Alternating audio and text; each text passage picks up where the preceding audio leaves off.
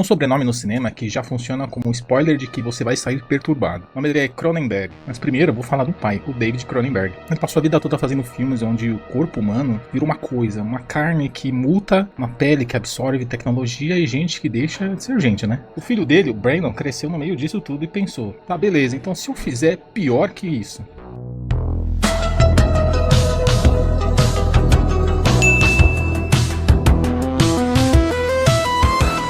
E aí, como vai você? Beleza? Eu sou o Jorge e hoje eu vou falar do filme Possessor, de 2020. Brandon Cronenberg, então, ele foi atrás de algo mais difícil que o horror corporal que seu pai criou, né? A identidade de uma pessoa. E a ideia do filme é simples e, ao mesmo tempo, completamente absurda. Existe uma agência de assassinos, né, que não usa arma, não usa veneno, não usa nada. O que eles fazem, então, é colocar a consciência de uma pessoa, né, de um agente, dentro do corpo de outra pessoa, né? Alguém que já conhece essa vítima, um familiar, um amigo, coisa assim. Então, e esse conhecido vai lá e te mata, por exemplo. Depois o agente força esse corpo a se suicidar, ele simplesmente desliga sem deixar nenhum rastro, evidência nem nada. Parece que é só mais um caso de homicídio seguido de um suicídio.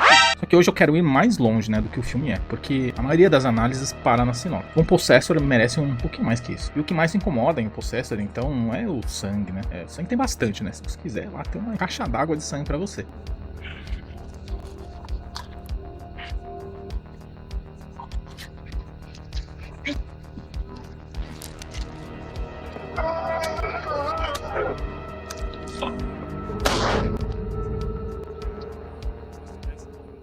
Se cria vergonha na sua cara, se toma um documento, se cria vergonha na sua cara e vai te procurar trabalhar. O que incomoda é o tom do filme, né? Parece que é uma empresa, né? É um meio corporativo ali. Você tá lidando com capitalismo, praticamente. Um capitalismo de assassinato, né? Um produto de assassinato, um serviço de assassinato. Um iFood de assassinato. O protagonista, a Tássia Voss, né? Ela tem uma avaliação de desempenho, ela tem um chefe, ela mexe com planilha, fala, hoje eu matei o Zé, o Pedro, o João. Aí, é isso, né? Ela tem uma planilha ali de controle, né? Como se fosse um trabalho mesmo. E o chefe analisa, então, cada assassinato como se fosse um resultado de uma campanha, né? De uma meta a ser cumprida. Então, falta só o Slack ali e virar uma startup brasileira, né?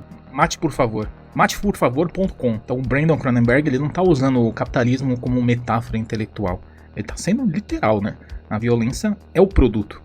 A pessoa que ele usa é o recurso, né? Então a Tássia, ela começa a meio que perder a noção do que é ela e do que é só o trabalho. E quando você passa tempo demais, né, sendo outra pessoa, imagina, né? Você se conecta ali como se fosse uma outra realidade, você entra no corpo de outra pessoa e esquece o caminho de volta para si mesmo, né? Você acaba meio que diluindo a sua identidade em várias outras. Então Possessor usa essa ideia de possessão, né?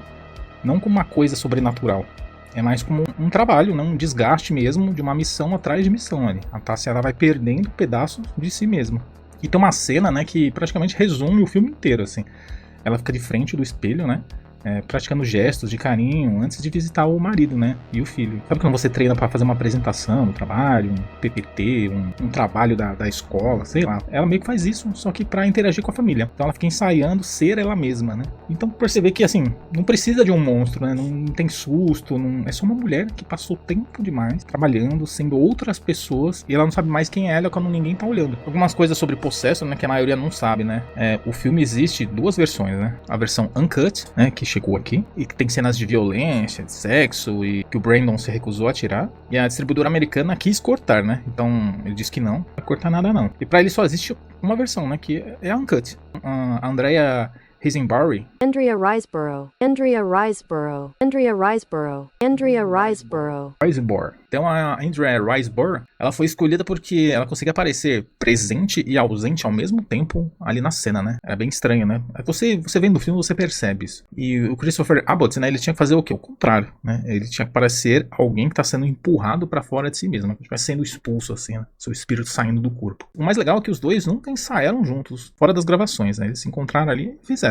E os efeitos de sobreposição de identidade foram feitos com técnicas de câmera dos anos 80, né, de propósito. Queriam que parecesse um visual de memória corrompida, sem usar CGI, sem usar 3D, fazer um negócio mais limpo, mais legal. E a Jennifer Jason topou o papel assim num único telefonema. Ela nem leu o roteiro nem nada, mas ela gostou muito da ideia, ela falou que foi o suficiente e falou, bora lá fazer um filme de terror, né? Quem nunca? Então Possessor, ele funciona em várias camadas ao mesmo tempo, né? Ele é uma ficção científica, Ele é um horror psicológico e ele critica então o modelo de trabalho que você não vende só o seu tempo, você vende a si mesmo. É praticamente o que a gente vive hoje há um tempão, né? Você se vende de corpo e alma pra empresa e é isso. O Brandon Cronenberg, então, ele entendeu que poucos diretores de horror entendem, né? Que o medo, ele não é o que vem de fora, mas ele é o medo ao que vem de dentro, né? Quando você olha pro espelho e você não encontrar nada, isso é muito assustador. E a Tássia no filme, ela parece que ela não tem medo de morrer. Ela tem medo de perceber que ela sumiu faz tempo já nesse trabalho, então que ela vai só virando uma função, né? Cara crachá, e ela meio que dilui a identidade dela e se perde. É bem bizarro. Se você ainda não viu esse filme, assista porque ele vale muito a pena, ele impressionou bastante, eu gostei, assim, eu não dava nada pra esse filme, eu assisti ele aleatoriamente.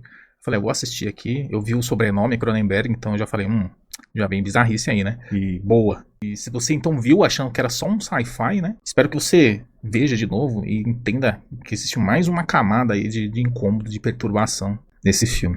Se você gosta então, né, de filmes assim, de terror, de bizarro, de trevoso, de coisa estranha, paranormal, você segue aí o canal para mais análises de filmes como esse. E você me conta aí também nos comentários se quando você percebeu que a Tássia, ela perdeu o Lé Concret, o Tico-Teco, em que momento que ela perdeu esse controle, né, no filme, né? Beleza? Então manda aí pro seu tio-avô, que ele gosta de ver filme de terror. Ele deve gostar, sim. Eu acredito que ele gosta. Manda aí pro seu irmão, que tá morando lá na Guatemala. Falou que precisava de uma indicação de filme pra esse fim de semana. Queria ver um filme bom. Manda aí pra ele que a família Cronenberg manda muito bem.